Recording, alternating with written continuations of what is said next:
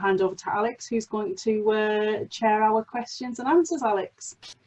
Hi everyone. So if you've got any more questions, just post them through. But the one I saw was, what are people's thoughts on getting more male colleagues to address diversity issues? So maybe Laura Brown from the ICE, because we've been... Yeah, I think certainly from an ICE perspective, and even from a work perspective, the males counterparts that we work with have a real view and really want to be involved in diversity issues. They have so much value to add to this subject. And I think that's kind of the point I was making, is sometimes because we talk about women in engineering and pushing that forward, they feel like they can't get their value and opinion across. And they really do elevate women and help them and want them to succeed in businesses as well as they would any other staff member.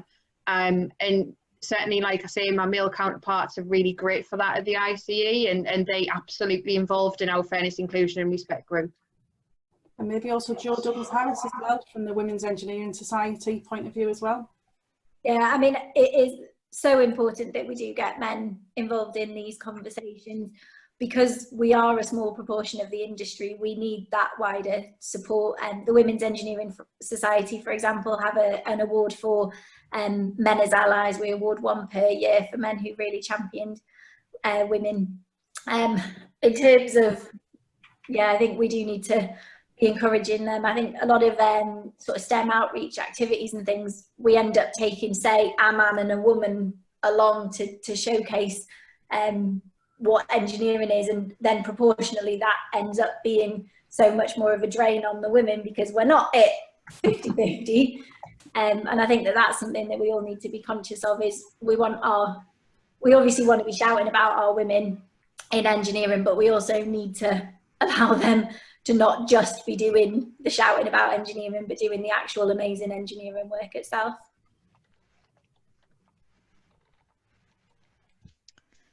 Okay, I've got another question, and it was that girls seem keen, but then they don't go on to study engineering, and that they are not interested to be branded as female engineers. And what are people's opinions on that, as to why they don't like to attend women engineering events? I don't know if anyone would like to address that one. I'm happy to take that. Actually, I was quite against such a thing myself until relatively recently. At university, I was asked, for example, to set up a women's engineering group on my civil engineering course, and I wasn't necessarily as polite as I could have been to my lecturer when I said that I would only set one up if there was going to be a males support group set up at the same time.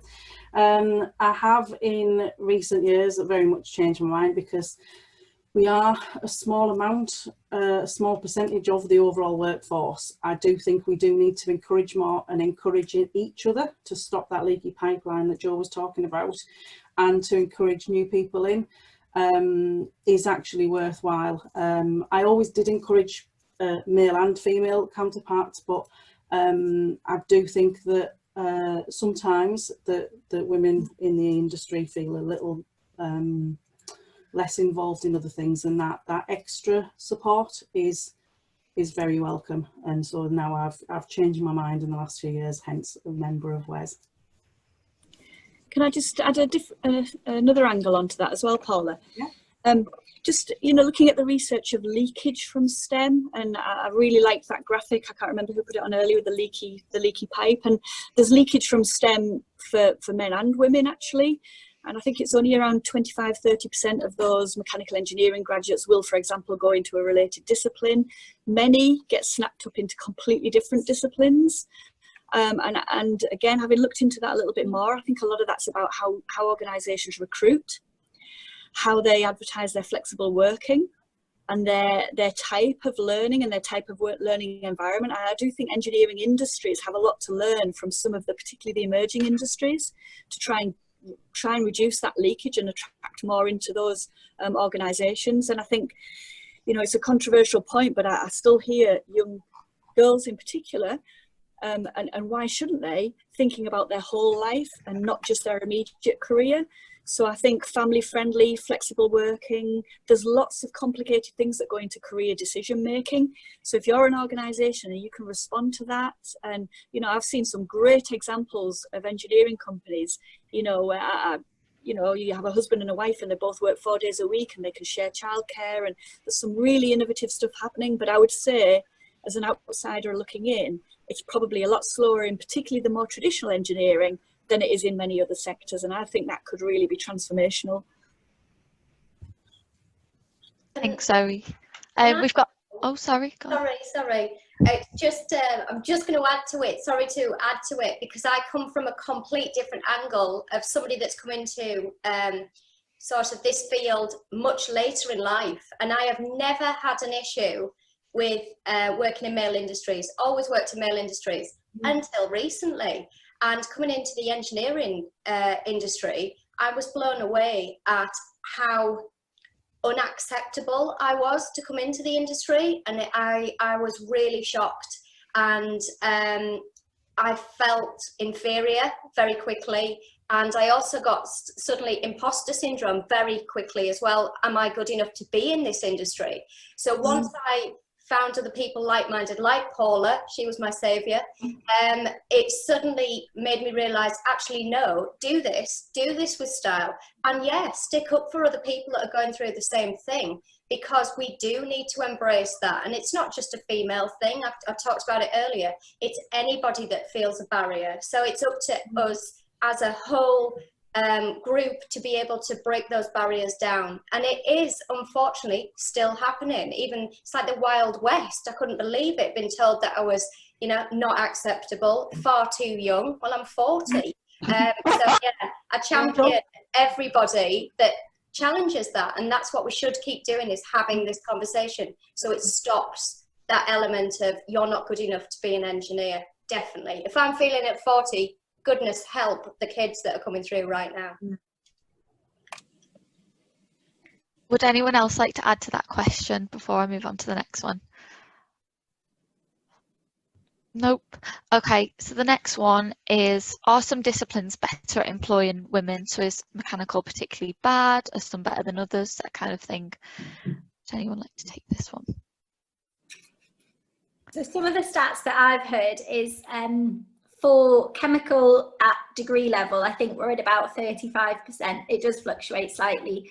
Civil, when a lot of the stats, it's clumped together with architecture as well, which I think helps the numbers, but generally I think that's about just under 30%. Electrical and mechanical usually come in at 10% or just under. So absolutely, yes, there are huge differences. And I think that they then carry through the whole career. In terms of why that is, I think it's a combination of things. I think chemical engineering has benefited from some of the sort of PR that was done around careers in science and chemistry, and then that's seen as a sort of slightly more accessible to girls. And then you get into a vicious cycle of we have more role models in that industry, so then it's easier to get more in from there. But I'll hand over to see if any of the other speakers have thoughts on why some industries are doing well or not so well. Laura Brown-Wares. Hi, so my day job is working at Newcastle University, and we have a huge engineering department. A whole range of different disciplines, so civil engineering, chemical engineering, electrical and mechanical, and marine engineering as well. And that's what we've found as well, just what you say, Joe. And a lot of that has just done some great, the chemistry sector has done a great job of promoting chemistry as an option for younger women. And chemical engineering has jumped on the back of that and stole to explain that you can get a much better wage if you become into chemical engineering and stole all the chemists, from what I can make out from my colleagues in the School of Science. Yeah, there's not that many women with the right coming out of school with the skills, the three or four qualifications perhaps, so maths, and maybe a couple of sciences to start into engineering. So that's one part. So maybe women are at school level are choosing a more diverse level of skills. So when it comes to choices, and then some of the engineering choices you need to make, you need specific goals. That might be something. I think we're doing. I know it's your graph, Joe. The pipe is absolutely right. It's that we've got 50-50. We never used to have 50-50 at GCSE level, but I think we're more than that now for girls versus boys. We're getting there with A levels. It wasn't. I thought it would be bigger, but it's not as big as you would think. Difference between boys in STEM subjects, but we're not getting them into universities, and the universities are working hard on that. But we have the same challenge of it's the women who are women engineering university staff are doing a lot, but we need everyone. We've also, I can't speak for the institution, but I've been trying to push for this, that we start to make it mandatory, that we have levels of, well, you can't have a course that's only got 1 or 2% women on it. You know, girls, we're doing something wrong if that's, but you know, it's. I think there's something fundamentally wrong that we're not grasping. In some universities that are much better at it, perhaps, shout out to Sheffield. They've put a lot of effort into changing it, and a lot of it is round about changing the corridors in the university as you go through, making women toilets in the engineering department, for example, having posters up of successful women engineers. More women lecturers and professors. It's a long haul, but there's a lot to do. Do you mind if I quickly jump in? I think another reason for it is the fact of a lot of younger members of society now have a much greater socio-economic direction to the path that they want to take in a career. They very much want to make an impact on the way we live and the world that we live in. And I think one of the things that we are getting better at, but that we still don't do particularly well in any of the engineering subjects, is the marketing and display of all the diverse range of where that career can take you. I took part in Newcastle University's Open Day last year, specifically the engineering part of it, and I must say some of the directions that you can go as an engineer from the various different types of engineering is highly impressive. And I'm not sure where that message is getting to the younger generations about what people can really do. The fact that mechanical engineers are working on prosthetics, for instance, the chemical and civil engineers and structural engineers are looking at nature to improve the way that we build buildings and smart cities. And I think that's something that we need to really look at, is how we market and communicate the different engineering subjects better. Agreed, massively agreed. I think there is an element of future-proofing the jobs as well, and what people believe. You know, it's not the steel industry that's dominant anymore. It's the new technologies that are coming through. And so it's changing the perception of what is, you know, STEM to kids. It's not these original, it's a man in a white coat and he's got big fluffy hair and he does science. It's not that anymore. There's so many things, but also, you know, kids need to know, are they going to get a good career at the end, or are they going to be laid off 5 to 6 times from this industry? And we've got to be able to future-proof those jobs so kids know they're going to be safe when they go into that, and it will make a difference to the future hugely, and they will be part of that future. So I think there has to be a massive piece of work done around that. I agree. Can I just also add that? I'm afraid I'm going to have to leave, but I think it's really important to emphasise that engineering careers and STEM careers can lead to all sorts of different careers.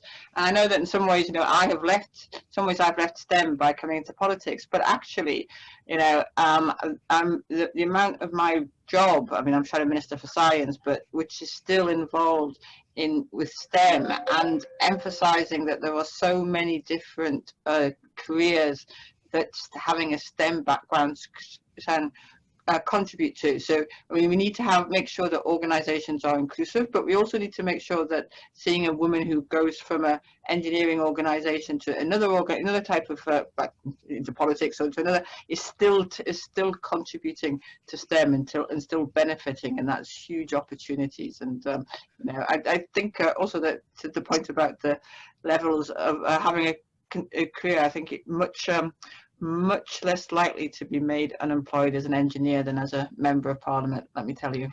And on that note, I'll say goodbye and thanks very much. Thanks, it's been really interesting. Great.